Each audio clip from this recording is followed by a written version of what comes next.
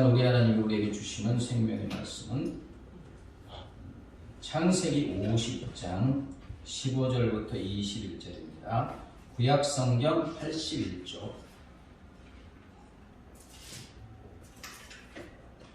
구약성경 81쪽 창세기 50장 15절부터 21절 말씀입니다. 자, 여러분이 번갈아서 읽겠습니다. 요셉의 형제들이 그들의 아버지가 죽었음을 보고 말하되 요셉이 혹시 우리를 미워하여 우리가 그에게 행한 모든 악을 다 갚지나 아니할까 하고 요셉에게 나를 전하여 이르되 당신의 아버지가 돌아가시기 전에 명령하여 이르시기를 너희는 이같이 요셉에게 이르라. 네 형들이 네게 악을 행하였을지라도 이제 바라건대 그들의 허물과 죄를 용서하라 하셨나니 당신의 아버지의 하나님의 종들인 우리 죄를 이제 용서하소서 하며 요셉이 그들이 그에게 하는 말을 들을 때에 울었더라. 그의 형들이 또 친히 와서 요셉의 앞에 엎드려 이르되 우리는 당신의 종들입니다. 요셉이 그들에게 이르되 두려워하지 마소서. 내가 하나님을 대신하리이까. 당신들은 나를 하였으나 하나님은 그것을 선으로 바꾸사 오늘과 같이 많은 백성의 생명을 구원하게 하시려 하셨나니 같이요. 당신은 두려워하지 마소서. 내가 당신들과 당신들의 자녀를 기르리다 하고 그들을 강복한 말로 위로하였다. 본문은 우리가 잘 아는 요셉에 관한 이야기입니다. 형들의 미움과 증오의 대상이 된 요셉이 17세에 지금 고등학교 1학년 중3 정도 17세의 어린 청소년의 나이에 형들에 의해서 이제 노예로 팔리고 이집트로 끌려가게 되지만 하나님의 은혜로 30세에 참으로 젊은 청년의 나이에 이집트의 총리가 됩니다. 총리도 그냥 총리가 아니라 왕이 자기의 모든 권세를 통째로 옥새까지 주는 그런 막강한 권력을 가진 이집트를 다스리는 총리가 됩니다. 자, 이제 이 소식을 듣게 된 요셉의 아버지 야곱. 이 소식을 들을 때가 요셉이 이제 이렇게 애굽으로 팔려가지고 죽었다고 생각하잖아요. 근데 거의 20년 이상이 되었습니다. 이 소식을 든 이제 요셉의 아버지 야곱과 자손들은 가뭄이 이제 풍비하였기 때문에 이집트로 이사와서 살게 되고 야곱이 130세에 이집트로 이렇게 이주해 와서 17년을 살고 이제 147세에 죽게 됩니다. 오늘 본문의 이야기는 야곱이 이제 17년 살다가 147세에 죽고 나서 얘기입니다. 아버지 야곱의 장사를 지낸 후 요셉의 형들은 갑자기 두려움이 엄습하게 됩니다. 요셉이 복수하지 않을까. 아버지가 살아있을 때는 워낙 요셉이 아버지의 사랑을 받았고 공경하기 때문에 아버지에게 아픔을 주지 않기 위해서 복수하지 않았는데 이제 아버지가 죽었으니 저 막강한 권력을 가진 요셉이 우리를 죽이면 우리 다 죽는다. 두려움에 빠지게 돼요. 그래서 아버지 야곱의 유언이라고 하면서 요셉에게 간 겁니다. 제가 앞뒤 자료를 이렇게 살펴보니까 야곱이 이런 유언을 했을 리가 없어요. 했으면 요셉에게 직접 했죠. 그죠? 요셉에게 직접 했죠. 근데 너무 두려우니까 아버지의 말이라고 하면 껌뻑하는 요셉이니까 아마 유언이라고 한 것 같아요.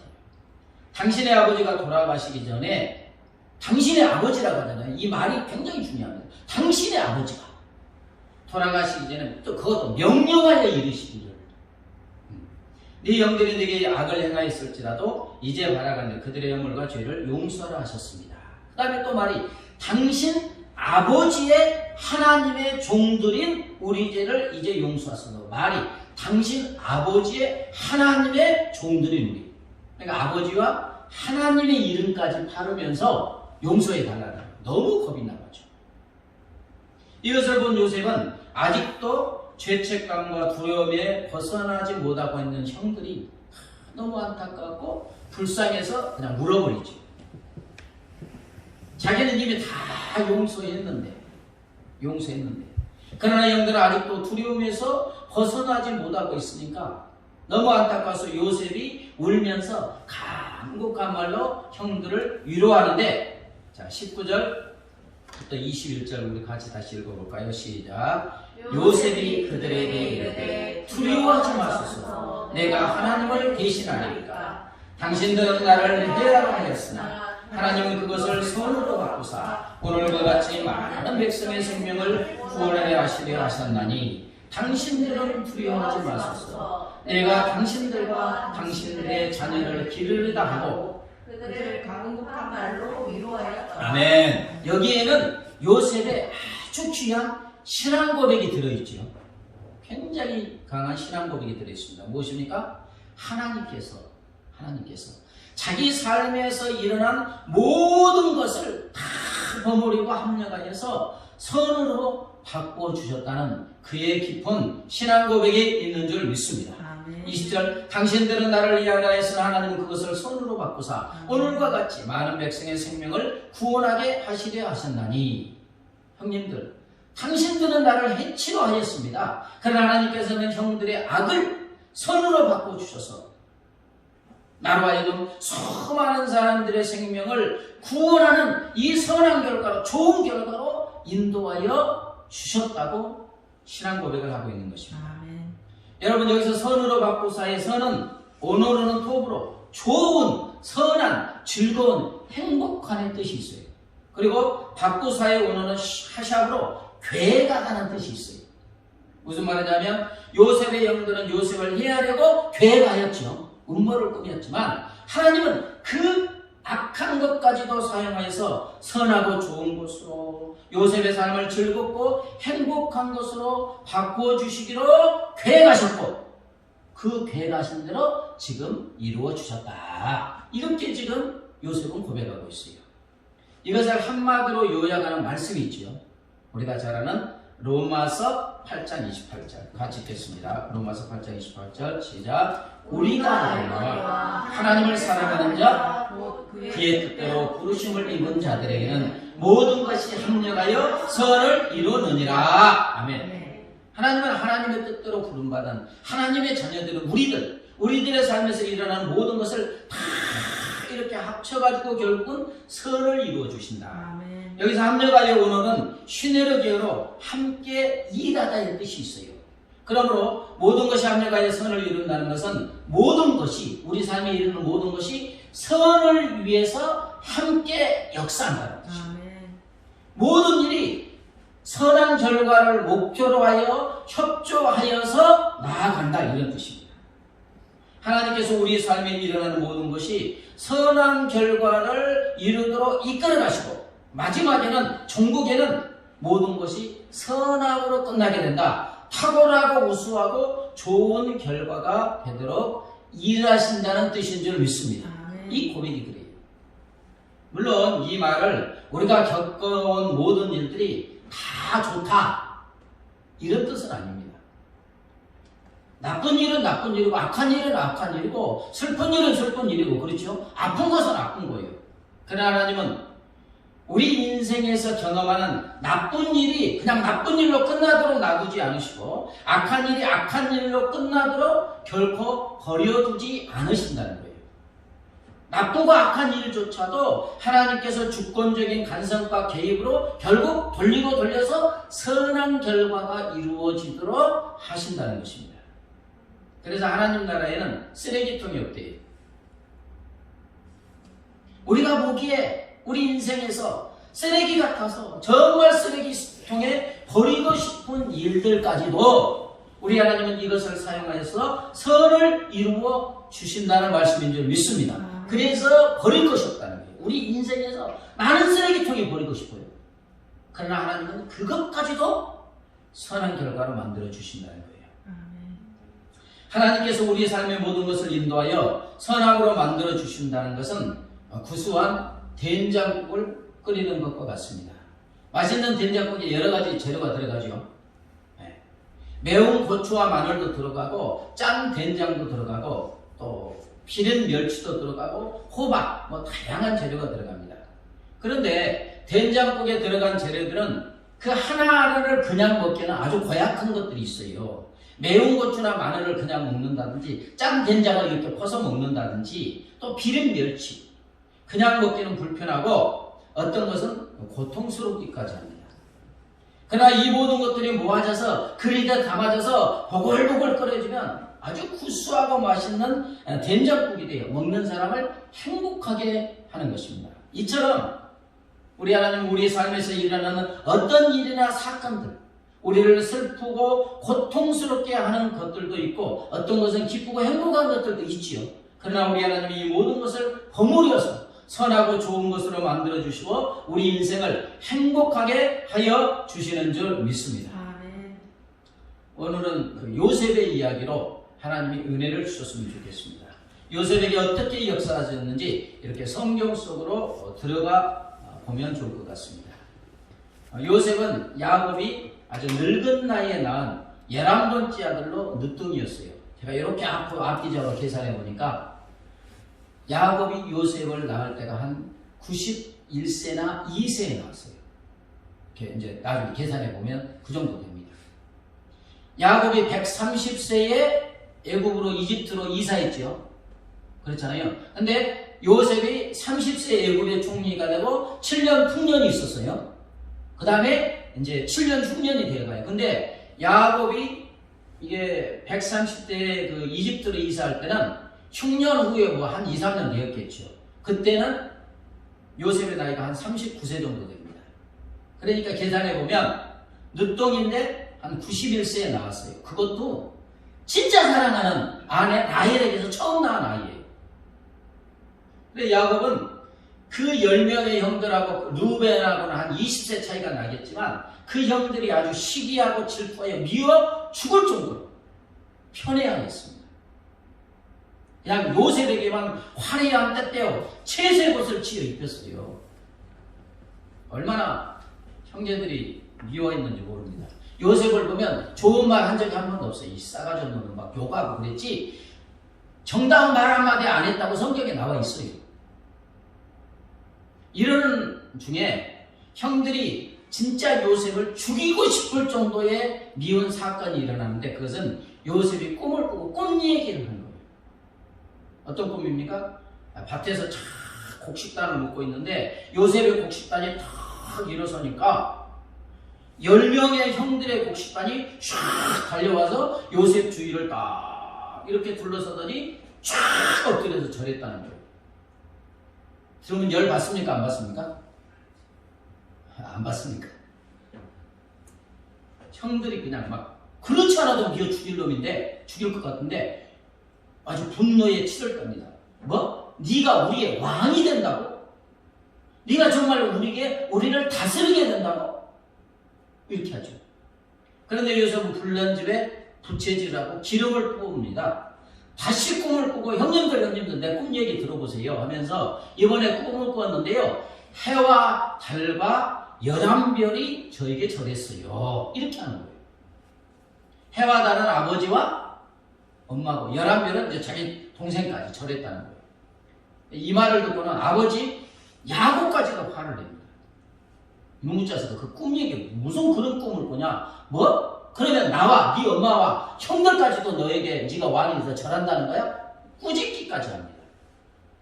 그러니 형들이 얼마나 미웠겠어요. 그러던 어느 날 아버지 야곱은 요셉에게 들에서 양을 치는 형들의 소식을 알아보려고 이제 심부름을 시키죠. 형들이 양을 치다가 눈을 들어보니 저기 누가 오고 있는데 보니까 죽이고 싶은 요셉이 오는 거예요. 이런 일이 진짜 일어날 수 있는지 모르겠어요. 그죠? 이복 형제들이지만 10명의 형들은 오고 있는 걸 보고 요셉을 죽이기로 결심하죠. 야, 저기 꼼쟁이가 온다. 저놈을 죽여버리자. 그리고 아버지에게는 악한 짐승이 잡아먹었다고 하죠. 옷을 이렇게 벗기고 짐승이 피를 묻히고. 그리고 과연 저놈의 꿈이 어떻게 되는지 한번 두고 보자. 죽이면 지 꿈이 뭐 무슨 필요가 있겠어. 이제 이러는 거죠. 다행히 한 20살 이상 된 큰형 루벤이 동생을 살리고 싶어서 형제들에게 이렇게 제안을 합니다. 우리가 그를 직접 죽여 피를 흘리지 말자. 차라리 저 요셉을 저기 광야 원래 이제 양을 치면 물을 푸잖아요. 깊은 샘에 물이 없는 곳에 그냥 빠져서 그냥 죽게 하자. 그래서 다른 형들이 동의하게 되고, 형들은 떼거지로 몰려들어서 요셉을 잡아서 그 옷을 벗기고 물이 없는 깊은 구덩이에 넣어버리죠. 나올 수가 없어요. 깊기 때문에. 요셉이 얼마나 그때 사정했겠어요. 형님들 잘못했어요. 다시는 그런 말 하지 않을게요. 살려주세요. 제발 살려주세요. 형님들 잘못하가 아버지께 그 잃는 것도 잘못했어요. 제가 꿈꾼 것도 잘못했어요. 아니, 꿈이 그냥 주어지는 거지. 내가 꿀라고 해서 꾼 것 아니잖아요. 꿈꾼 것도 잘못했고, 꿈 이야기한 것도 잘못했어요. 그러니 제발 좀 저를 살려주세요. 이 구덩이에 꺼내주세요. 울며 불며 얼마나 액을 못 걸었겠어요. 17세입니다. 그러나 요셉의 간절한 부르짖음에 아무도 응답하지 않죠. 요셉을 구덩이에 빠지고 그냥 형들은 양치는 대로 가버렸어요. 황량한 들판이잖아요. 이렇게 도시도 아니고. 아무도 오지 않을 구덩이에 빠져 죽음을 기다리고 있는 요셉은 얼마나 무서웠겠어요. 그리고 얼마나 아버지가 보고 싶겠어요. 지금 아버지가 사는 곳은 한 3일길이나 떨어져 있는 황량한 곳입니다. 형들이 요셉을 구덩이에 던져놓고 음식을 먹고 있는데 음식이 넘어가는지 모르겠어요.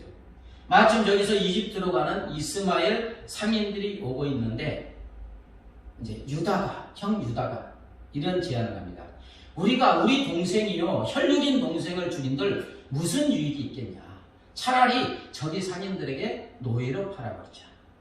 형들도 인간인 거로 혈육인 동생을 죽이는 것이 너무 꺼림칙해서 동의하게 됩니다. 그래서 요셉이 갇혀있는 구덩이로 가요. 구덩이 속에서 죽음의 공포에 떨고 있는데 발걸음 소리가 들려요. 형들이 나를 살려주려고 다시 오는가 보다. 그래서 형님들 살려달라고, 형님들 제발 좀 살려주려고 저를 이 구덩이에서 꺼내주라고. 근데 진짜로 형들이 꺼내주는 거예요. 형님들 정말 감사합니다. 정말 감사합니다. 이렇게 살려주셔서 감사합니다. 이전에 형들이 자기를 용서하고 집으로 돌려보낼 줄 알았는데 웬일입니까? 자기를 노예로 팔잖아요. 상인들이 다가와서 말합니다. 너는 이제 우리의 것이 되었다. 저 사람들이 은 20에 너를 우리의 노예로 팔았다. 이제 너는 우리의 노예다. 아마 제가 생각해보니까 이때가 더 큰 충격이었을 것 같아요. 이 말을 들은 요셉은 너무 큰 충격에 하얗게 질려버리고 말도 나오지 않습니다. 너무 큰 배신감에 더 이상 형들에게 애원할 힘도 없어요. 처음 형들이 자기를 죽이려 했을 때는 살려달라고 했어요. 구덩이에 던져졌을 때도 살려달라고 그렇게 얘기했지만 이제 노예로 끌려가고 있는 이때는 말할 그런 것도 없을 것 같아요. 여러분, 이 상처가 얼마나 크겠습니까? 아마 죽어도 평생 잊지 못할 상처지요. 강도들이 그랬다 하면 그러려니 하지만 17년을 같이 산 형제들이잖아요. 이 끔찍한 충격과 상처는 어느 누구도 치유하지 못할 충격이요 상처입니다. 아마 삶의 의미를 완전히 상실할 정도의 충격이요 상처고, 이것이 계속되는 한 요셉의 삶은 망가지고 그렇게 하다가 죽을 것입니다. 복수심도 없어졌을 것 같아요. 너무 큰 충격이에요. 이것을 이길 만한 무슨 은혜가 주어지지 않는다면 요셉은 그냥 그 끔찍한 상처와 트라우마 가운데 그냥 그렇게 삶을 포기한 채 죽었을 거예요. 그런데 여러분, 하나님은 이러한 요셉을 그대로 놓아두지 않은 줄 믿습니다. 때를 따라서 이때부터 하나님의 구체적인 때를 따라 돕는 은혜가 역사하기 시작합니다. 이 모든 것을 보시고 계시던 하나님은 먼저 큰형 루벤과 유다의 마음을 감동하여 요셉을 죽음의 위기에서 건져 주신 줄 믿습니다. 루벤이 구덩이에 빠지자고 하잖아요. 유다가 노예로 팔게 하자고 하잖아요. 성경을 읽어보면 동생 살리고 싶어서 그런 거예요. 누가 그들의 마음을 감동하셨습니까? 하나님이 하신 줄 믿습니다. 일단은 죽음에서 벗어나게 하신 거예요. 그리고 요셉은 이집트의 황제 시위대장 보디발의 노예로 팔렸는데 이때도 하나님은 때를 따라 돕는 은혜를 베풀어 주십니다. 그 성경을 읽어보면 요셉과 함께 하신 하나님은 요셉이 보디발의 집에 들어가니까 형통하게 알려주세요. 그래서 주인 보디발의 은혜를 입게 하여 보디발의 모든 소유를 주관하는 가정 총무가 되게 하여 주십니다. 노예이지만 노예가 아니죠. 모든 것을 다스리니까. 왜 보디발이 그랬느냐?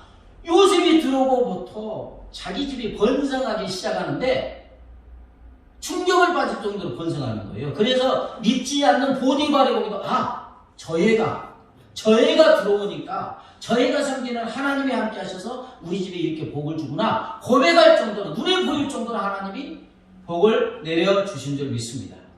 나중에 보면 이제 시간이 흘러서 요셉은 보디발의 아내에 동침하자는 유혹을 받으니까 옷을 벗어놓고 도망가니까 그 여인이 모함을 하죠.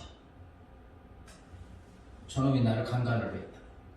그래서 이제 억울하게 감옥에 갇혀지는데, 제가 말씀을 읽으면서 아니 이 정도면 당장 죽여야지 그러지 않습니까? 아닙니까? 노예는 물건이에요. 자기 아내를 범하려고 했다. 다른 노예 같으면 당장 죽였어요. 죽이면 끝납니다. 자기 아내가 평상시에 음란해가지고 요놈이 요셉의 삶을 한 10년 이상 봤으니까 그럴 리가 없다 했어도 죽이는 거예요. 죽일 수밖에 없어요. 왜? 자기 아내가 꾸몄다고 할 수가 없어요. 지금 시위대장 막강한 권력을 갖고 있는데 아내가 그랬다고 소문나면 정치 인생 끝나는 거잖아요. 그러니까 얘가 요셉이 죄가 없어도 죽여야 되는 거예요.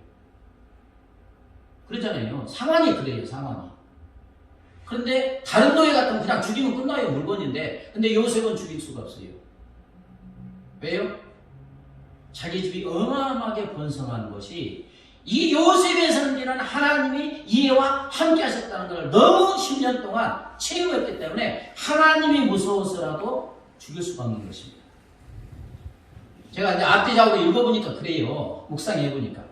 그래서 왕의 죄수를 가두는 감옥에 가두게 되지요. 그러나 이때도 여전히 하나님은 때를 따라 돕는 은혜를 베풀어 주시고, 하나님은 감옥에 갇혀있는 요셉과 함께 하시고, 요셉이 하는 일마다 형통하니까 또 간수장이 그 감옥의 모든 총무를 맡기죠. 네가 죄수고 뭐고 다 마음대로 해. 나는 그냥 이 위치만 있었다니까 네 마음대로 해.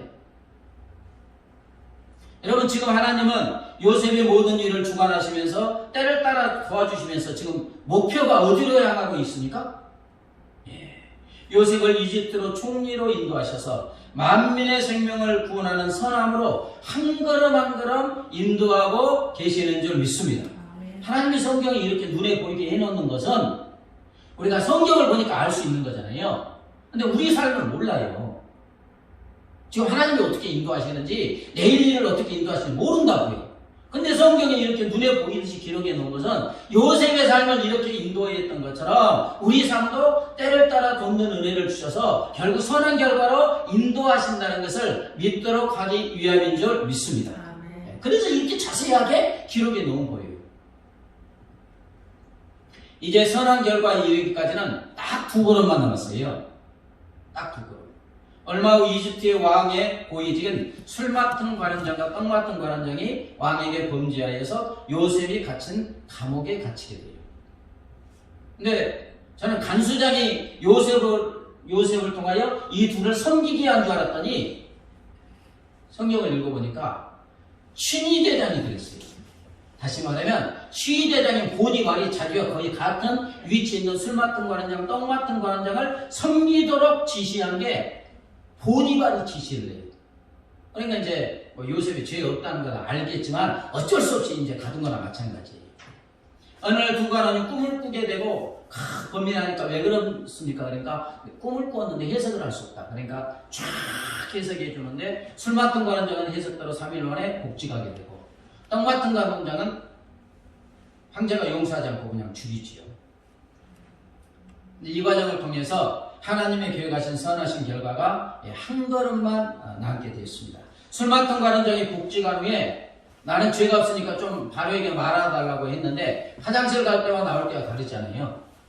그거 다 잊어먹고 요셉 생각도 하지 않습니다. 만 2년이 지났을 때 이집트의 황제 바로가 꿈을 2번이나 연속해서 꾸었는데 해석을 할 수 없어요. 점술가나 지혜롭다는 대이집트의 많은 연인들을 불러다가 이 꿈 좀 해석해봐라. 그런데 아무도 해석을 하지 못하는 거예요. 뭐 하나님이 막으셨을 수도 있죠. 그러니까 그때 술 마셨던 감독이 2년 전에 그 감옥에 있던 애가 내 꿈을 해석했는데 그대로 들었지. 왕이시여. 그러면서 요셉을 추천하게 되고 요셉은 왕의 꿈을 탁 듣자마자 하나님이 하실 일을 지금 2번이나 한 것은 분명하게 하시기 위한 겁니다 하면서 해석을 하는데 앞으로 7년 흉년이 들 거고 그 7년 흉년이 들게 될 건데 휴의 흉년이 너무 심하여 7년 흉년은 다 잊어먹고 애굽은 그 가뭄으로 망하게 될 것입니다. 그러면서 이 7년 흉년에 망하지 않을 대책까지 줄줄줄줄줄줄 쫙 그냥 망설임 없이 그냥 제시하잖아요. 이에 왕과 신하들은 요셉의 지혜에 너무너무 감탄하게 되고 이집트의 왕은 자기가 가진 모든 권력을 요셉에게 통째로 다 내주죠. 재밌어요. 다 내줘요. 애굽의 모든 것을 다스리는 총리로 임명하게 되는데요. 그 이집트 왕이 말하기를 내가 이 왕자까지도 너에게 주고 싶은데 이것은 줄 수 없으니까 내가 왕의 위치만 갖고 있을게. 그 다음에 내가 왕이 갖고 있는 모든 백성의 생사여탈권 죽이고 살리는 네 맘대로 해. 내가 다 줄게. 그러면서 인장반지 있죠. 옥새예요. 옥새. 이것 찍으면 왕의 영역이 효력이 있는 거예요. 이것까지 다 주고 왕궁 2호 수레를 타게 합니다. 이게 무슨 말이냐면 왕이 타는 수레가 있잖아요. 이건 탈 수 없으니까 또 왕이 뭐 2번째로 타는 그 대통령이 가면 그 비행기 1호 2호가 있듯이 왕궁 2호 수레를 타게 하고 쫙 지나가면 엎드려라 하면서 이집트 왕이 뭐라고 하냐면 네 말이 없으면 아무도 손발을 움직일 수 없다. 네 맘대로 해라 이랬습니다. 이로 인하여 요셉은 이집트와 주변 나라 수많은 생명, 만민의 생명을 구원하는 하나님의 위대한 사람이 된 줄 믿습니다. 여기서 다 끝난 줄 알았더니 아직 하나님의 때를 따라 돕는 은혜가 끝나지 않았어요. 하나 더 있어야 돼요. 물론 앞으로도 있지만 요셉의 마음 깊숙이 남아있는 상처가 있어요. 없겠습니까? 네. 형들에 대한 미움과 증오가 아직도 앙금처럼 여기에 남아있는 거예요. 하나님이 이것까지 도와주셔서 요셉의 마음의 모든 상처를 온전히 치료하여 주십니다. 언제 있냐면 형들이 2번째 곡식사로 왔을 때 이때 요셉은 형들의 마음 상태가 어떤지 아버지를 속이고 동생인 자기까지 헤아리었던 형들의 마음을 알기 위해서 한 가지 테스트를 해요. 시험을 하죠. 막내 동생 베냐민의 곡식 자루에 요셉의 은잔을 숨깁니다. 이들이 가나안으로 돌아가는 중에 요셉은 청지기를 보내서 이들을 붙잡으면서 하는 말이 너희가 우리 주인이 점을 치는 잔을 훔쳐갔다는 거예요. 아무도 그런 적이 없잖아요. 그러니까 형제들 그런 일이 없습니다. 만약 누가 그랬으면 그놈은 당장 죽여도 좋습니다. 그리고 우리는 당신들의 종이 되겠습니다. 뭐 한 적이 없으니까. 한 명 한 명 곡식자를 뒤주는데 형들의 곡식자루에는 은잔이 나오지 않다가 누구에게? 막내 동생. 요셉의 친동생이잖아요. 라헬의 친동생. 베냐민의 곡식자루에서 요셉의 은잔이 발견됩니다. 그러니까 막 옷을 찢으며 돌아오는데 요셉이 하는 말이 너희가 다 내 종이 될 필요는 없어. 요놈만 내가 감옥에 가둘 거야. 특별히 찍었어. 이 죄 짓는 요놈만. 근데 이때 이제 유다가 나서요. 유다의 고백은 정말로 눈물 나게 하는 고백입니다. 그동안 아버지 야곱이 자식이 죽으면 어디에 묻는다고 합니까? 가슴에 묻는다 하잖아요. 땅에 묻었지만 죽은 자식은 땅에 묻을 수가 없어요. 가슴에 묻어서 가슴에 묻다 항상 죽을 때까지 생각하고 운다는 거예요. 아버지 야곱이 요셉을 가슴에 묻고 시도 때도 없이 요셉아 거의 20년 이상을 그렇게 울고 지내는 거죠. 성경이 안 나왔지만 뻔한 거예요. 그런데 이제 그걸 보면서 형제들이 얼마나 죄책감에 시달렸겠어요. 아버지 얼굴도 보지 못하고 눈도 쳐다보지 못하고 아버지가 올 때마다 이게 자꾸 생각나는 거예요. 그렇다고 고백할 수가 없잖아요. 형들도 20년간 아주 처절한 죄책감에 잠도 제대로 자지 못했었던 겁니다. 그런데 이제 아버지 야곱을 살게 하는 원동력인 막내 아들 베냐민이 이집트의 감옥에 갇히고 영영 아버지를 보지 못하게 되는 상황이 벌어진 거예요. 아마 이 소식을 듣는다면 아버지 야곱은 듣자마자 그 자리에 쓰러져서 죽을 것이 분명합니다. 유다가 그렇게 고백을 해요. 보니까 그럴 수밖에 없어요. 요셉도 그냥 생각하면 그냥 막 울고 있는데 이제 막내 동생, 그것도 요셉의 친동생, 늦둥이, 이해까지 없으면 그냥 아버지는 죽는 거예요. 그러지 않아도 자기들의 죄로 인하여 아버지 야곱은 거의 20년 이상을 눈물로 보내고 있는데 이제 아버지의 생명줄과 같은 막내 아들 베냐민마저 아버지에게 없어진다면 아버지는 끔찍한 슬픔 가운데 흰 머리를 가지고 음부에 들어간다. 다시 말해 흰 머리를 가지고 슬피 울면서 죽게 된다는 거예요. 그래서 유다는 찢어지는 심령으로 총리 요셉에게 이제 간구합니다. 아버지의 생명줄과 같은 저 아이 대신에 제발 저 아이 대신에 죽이든지 감옥에 가든지 제발 저 아이 대신에 저를 그렇게 해주세요. 저 아이는 아버지를 떠나면 안 됩니다. 떠나면 저희 아버지가 죽습니다. 아버지의 생명줄과 아이의 생명이 서로 하나로 묶여 있습니다. 아버지가 아이의 없음을 보면 그 즉시 죽고 말 것입니다. 그러니 총리시여 제발 저 아이 대신 제게 벌을 내리시고 저 아이만은 아버지에게 다시 돌아갈 수 있게 해주세요. 읽어보면 진짜 눈물 납니다. 유다의 피를 토하는 이 간절한 예언은 얼마나 절절한지 몰라요. 아버지를 생각하는 이 지극한 마음, 20년간 죄책감이 시달렸으니까. 그 다음에 동생 베냐민을 생각하는 유다의 진심어는 그 외침을 들으면서 요셉은 이때 격세지감을 느낍니다. 자기가 그렇게 살려달라고 외쳐도 눈도 한번 깜빡하지 않던 형들이 20년이 지나는 사이에 이렇게도 180도 변해 있는 것입니다. 요셉은 형 유다의 절절한 애원에 갑자기 막 가슴이 무슨 마음인지 모르죠. 슬픔, 감격, 별의별 감정이 복합쳐서 막 북받쳐 오르니까 그동안 마음 깊은 곳에 자리를 잡고 있던 아픔과 쓰라린 한이 녹아짐을 요셉이 느끼죠. 이게 남아있던 앙금 상처.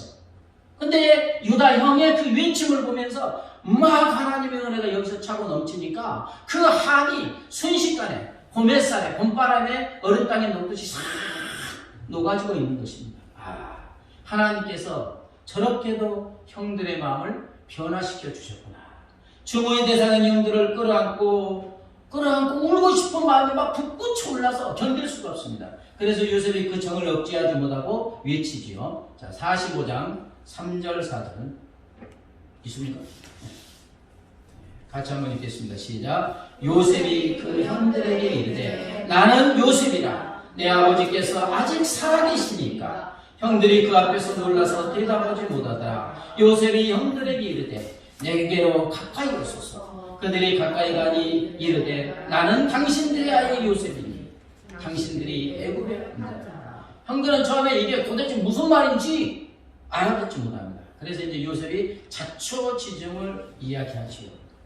그제서야 형들은 자기들 앞에 지금 어마어마한 권력을 가지고 있는 총리가 자기들이 주기로 했다가 노예로 판 자기 동생 요셉임을 알게 되자마자 형들의 얼굴은 하얗게 질리게 되고 새파랗게 변하죠.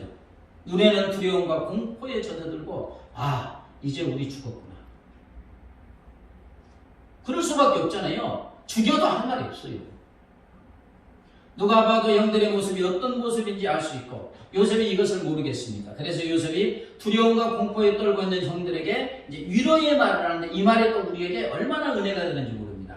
45장 5절 7, 8절 같이 읽습니다. 시작. 당신들이 나를 이곳에 팔았다고 해서 근심하지 마소서. 한탄하지 마소서. 하나님의 생명을 구원하시려고 나를 당신들보다 먼저 보내셨나이다. 하나님이 큰 구원으로 당신들의 생명을 보존하고 당신들의 후손을 세상에 두시려고 나를 당신들보다 먼저 보내셨나니 그런즉 나를 이리로 보낸 이는 당신들이 아니요 하나님이시라. 하나님이 나를 바로에게 아버지로 삼으시고 그 온 집의 주로 삼으시며 애굽 온 땅의 통치자로 삼으셨나이다. 아멘. 사랑하는 여러분, 요셉의 삶의 결론은 무엇입니까? 상상할 수도 없는 악하고 아프고 불행한 일이 선한 재료가 된 줄 믿습니다. 하나님은 요셉의 삶을 선하고 좋은 것으로 바꿔주시고 자기만 행복한 것이 아니라 수백만 명의 생명을 살리는 위대한 삶이 되게 하여 주신 줄 믿습니다. 이보다 더 큰 기적이 어디 있습니까? 누가 이런 기적을 일으켰습니까? 요셉이 잘나서? 요셉의 인격이 훌륭해서? 요셉의 불굴의 의지와 노력 때문입니까? 천만의 말씀입니다. 이렇게 될 수가 없어요. 요셉이 애굽의 그 왕과 같은 권력을 가졌잖아요. 근데 제가 그것도 생각해 보니까 인류 역사에, 정치사에 이것은 4가지 정도 불가능한 일입니다. 첫째, 노예지요. 맞죠? 그 다음에 죄수잖아요. 지금 죄수잖아요. 그 다음에 이집트의 본토인이 아니잖아요. 이집트의 본토인이 아니잖아요. 지금 말하면 미국 대통령이 저 이디오피아 사람이 되는 것과 마찬가지예요. 본토인도 아니잖아요. 그 다음에 정치 한번 해보지 않은 젊은 청년 예송이잖아요. 그것도 10년, 20년 이세 이런 조건인데 단 한순간에 그렇게 된 것입니다. 이건 인간으로서는 될 수가 없는 일이에요. 하나님, 요셉의 고백은 무엇입니까? 하나님이 이렇게 하였다는 거예요. 하나님이 이렇게 하여 주셨다는 고백인 줄 믿습니다. 사랑하는 여러분, 하나님이 요셉의 삶에서 일어나는 모든 것을 버무려 주셨어요. 합쳐서 최고의 걸작품을 만드시고 요셉의 인생을 최고의 것으로 만들어 주신 줄 믿습니다. 참 신기합니다. 여러분, 어떻게 불행한 일이 행복으로 바꿔질 수가 있어요? 사람의 인생을 파괴하기에 충분한 권한이 당사자를 살릴 뿐만 아니라 있는 것입니다. 우리 하나님만이 이렇게 하여 주시는 줄 믿습니다. 우리 하나님, 우리 인생에서 일어나는 하나하나의 사건들, 좋은 일이든 나쁜 일이든 형통한 일이든 불행한 일이든 고난이든 질병이든 작은 문제이든 큰 문제이든 이 모든 것을 사용하여 선한 결과로 만들어 주시는 줄 믿습니다. 결론이 이렇기 때문에 우리는 어떤 믿음의 삶을 살아야 됩니까? 선함으로 인도하시는 하나님을 바라보고 의지해야 될 줄 믿습니다. 하나님이 우리의 삶에서 행하는 일에는 우리가 알지 못하고 이해하지 못하는 일들로 투성입니다. 그렇죠? 요백이 일어난 일을 어떻게 알 수가 있겠어요? 결론이 나왔을 때 알게 되는 거지. 그러나 우리가 이해하지 못한 것은 어떤 목사님 말씀대로 우리가 이해하지 못한 것은 하나님의 더 큰 사랑이다. 제가 교육전수사 때 들은 말인데 아직도 잊어먹지 않습니다. 우리의 삶에 이해되지 못한 것은 하나님의 더 큰 사랑이다. 그것은 뭐냐면 결국 우리에게 큰 사랑과 유익함이 되는 줄 믿습니다. 그 이해할 수 없는 일이 우리에게는 고통도 되고 어려움도 되고 불행도 되지만 하나님은 그것을 선한 결과로 만들어 주시는 줄 믿습니다. 그러므로 여러분, 삶의 모든 것에 그것이 우리가 원하지 않는 어떤 고난이든 질병, 실패, 문제가 있다 할지라도 하나님은 그것을 사용하여 우리의 삶의 가장 선한 곳으로, 좋은 곳으로, 복된 것으로 인도하여 주실 줄 믿고 인내하면서 주님을 바라보고 의지하고 나아가야 될 줄 믿습니다. 말씀을 정리합니다. 하나님은 우리의 삶에서 일어나는 모든 것을 주관하여 주십니다. 모든 것을 주관하여서 선함으로 인도하여 주십니다. 그 모든 것을 버무려서 좋은 결과로 만들어 주시는 줄 믿습니다. 나의 등 뒤에서 나를 도우시는 줄 찬양하신 후에 말씀을 붙잡고 기도합니다.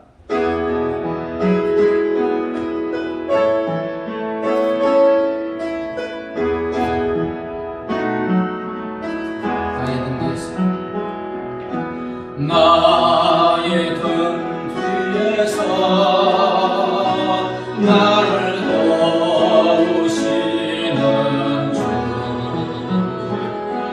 나의 인생 길에서 지치고 떠나요 매일처럼 주저앉고 싶을 때 나를 밀어주시네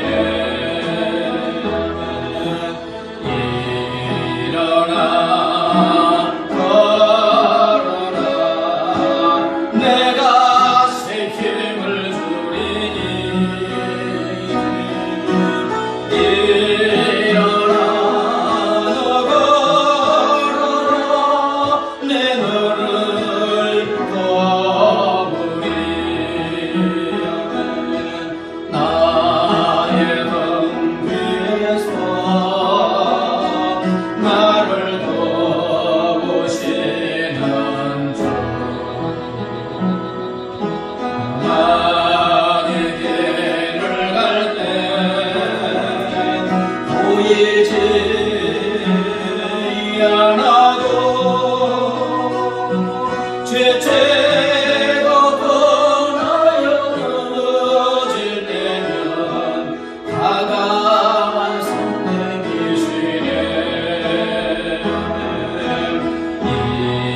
일어나 걸어라 내가 새 힘을 주리니.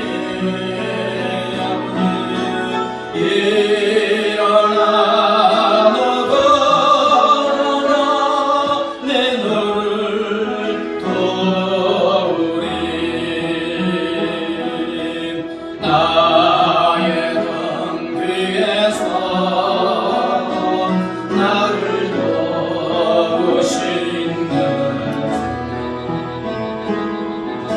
때때로 뒤돌아보면 여전히 계신 주 잔잔한 미소로 바라보시며 나를 재촉하시네. 걸어라 걸어라 내가 새 힘을 주리니. 일어나 너 걸어라 내 너를 도우리라. 일어나 걸어라 내가 새 힘을 주리니. 일어나 너 걸어라 내 너를 도우리. 말씀을 붙잡고 기도합니다. 하나님 아버지 감사합니다. 아버지 하나님 우리 인생을 하나님 알지 못합니다. 무슨 일이 날지 어떤 일이 날지 모릅니다. 우리가 살아가면서 우리가 원치 않는 불행한 일들도 너무한 일을 하고 있습니다. 원치 않는 질병에 걸리기도 하고 원치 않는 관계 속에 들어가기도 하고 원치 않는 문제를 만나며 하나님 아버지 원치 않는 결단과 고난에 잡히고 있습니다. 어쩐 때는 생각하기도 싫어하는 끔찍한 상처가 있어지기도 합니다. 그러나 우리 하나님 이 모든 것을 아시는 하나님 그 모든 것을 하나도 버리지 아니하시고 선한 결과로 좋은 결과로 복된 결과로 행복한 결과로 아버지 합력하여 인도하여 주시는 줄 믿습니다. 하나님 지금 내 삶을 되돌아볼 때 지금까지 내 삶에 일하는 모든 것들 우리 하나님이 하나도 버리지 아니하시고 그것을 품으시고 된장을 끓이듯이 그 모든 것을 합력하여 작동하도록 하셔서 지금의 내 삶으로 여기까지 선별로 인도하여 주신 줄 믿습니다. 지금의 나의 나중에 내 인간 능력 관계력으로 된 것이 아니고 우리 하나님이 내 삶에서 일하는 모든 것을 합력하여서 지금의 나의 나중으로 선별로 인도하여 주신 줄 믿습니다. 이렇게 여기까지 인도하신 하나님께서 지금도 내 삶의 모든 것을 주관하여 주시고 때를 따라 돕는 은혜를 그때그때 베풀어 주셔서 시간이 갈수록 내 삶을 더 선한 결과로 더 좋은 결과로 더 복된 결과로 인도하시고 나를 통하여 많은 생명을 구하시고 하나님의 나라로 이루시고 하나님의 영광을 드러내게 하여 주실 줄 믿습니다. 그러므로 하나님 요셉의 일생을 보면서 아버지 요셉의 일생에 선한 결과로 인도하시고 우리 하나님께서 지금도 나의 삶에도 그렇게 역사하시는 믿고 삶의 현장에서 어떤 일이 일어나든지 하나님이 함께 하시고 하나님의 때를 따라 도와주시고 그것을 선한 결과로 인도하신다는 믿음을 가지고 주님만 바라보고 의지하는 삶을 살아가게 하여 주시옵소서. 하나님 아버지 우리는 삶을 살면서 한치 앞에 1초 후에 무슨 일이 일어날지 아무것도 알지 못합니다. 하나님 그럼에도 불구하고 지금 나의 나됨이 하나님의 선하신 결과로 인도하여 주신 줄 믿습니다. 내 삶에서 내가 생각하기도 싫어하는 그러한 일들도 일어났습니다. 그러나 우리 하나님 그 모든 것을 하나도 버리지 아니하시고 그 모든 것을 합력하여 선한 결과로 좋은 결과로 인도하여 주셔서 여기에 나의 나됨을 허락하여 주신 줄 믿습니다. 지금도 우리 하나님은 내 삶을 모든 것을 주관하셔서 때를 따라 돕는 은혜를 베풀어 주시고 갈수록 하나님의 품에 안기는 그 순간까지 선한 결과로 좋은 결과로 복된 결과로 인도하시고 나를 행복하게 할 뿐만 아니라 나를 통하여 내 가족과 이웃과 수많은 생명까지도 구원하는 위대한 삶으로 인도하여 주실 줄 믿습니다. 그러므로 하나님, 내 삶에 무엇이 일어나든지 지금 이 일에 우리 하나님이 함께 하시고 선한 결과로 인도하여 주신다는 믿음을 가지고 오직 주님만 바라보고 주님만 의지하며 감사하는 우리의 삶이 되게 하여 주시옵소서. 감사하며 예수님의 이름으로 기도드리옵나이다. 아멘. 이제는 길이요 진리요 생명 되신 우리 주 예수 그리스도의 은혜와 하나밖에 없는 독생성자를 십자가에 내어주신 하나님 아버지의 무한하신 사랑과 영원히 우리 함께 하시는 성령 하나님의 교통하심과 인도하심과 보호하심이 우리의 삶의 모든 것을 주관하여 주셔서 선함으로 인도하시는 주님을 바라보고 주님을 의지하는 삶을 살기로 결심하고 결단하는 사랑하는 주의 자녀들과 그 가정과 삶의 터전 위에 이 나라 인족 위에 이제부터 영원까지 함께 하시기를 간절히 축원하옵나이다. 아멘.